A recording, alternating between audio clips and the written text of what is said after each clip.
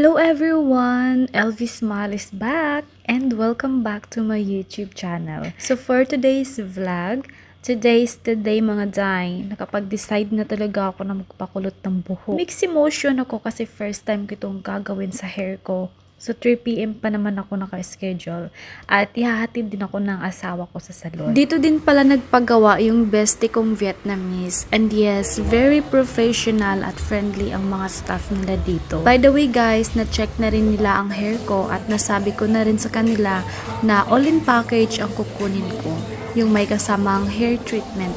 Bahala na sila kung anong style ng kulot ang babagay sa akin. Oh, diba? Ganito pala magpakulot. Ang daming kung anik-anik na nilalagay sa buhok mo. Tingnan mo. Ano ba yan? Ganito pala. Oh my gosh. Ayan, naglagay na rin sila dito ng parang foam. Iwan ko ba kung anong tawag dyan, guys. Kasi yung mga cords pala na nakakabit sa pang curl, iinit daw yan mamaya. Yun pala ang purpose niyan, para hindi ako mapaso.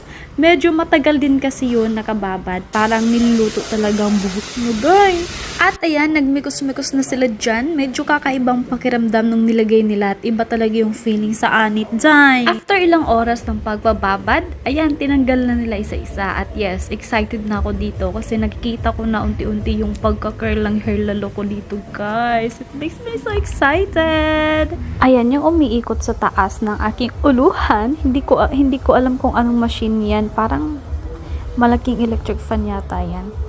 By the way guys, pangatlong wash na yan ng buhok ko. At ito na, malapit na tayo sa kututuhanan.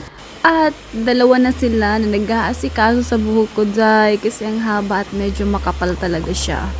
Oh, sobrang nakaka-inlove yung curl. After 5 hours, sa wakas, ito na ang new look ko. Tadan! Ang cute niya, diba? I love it.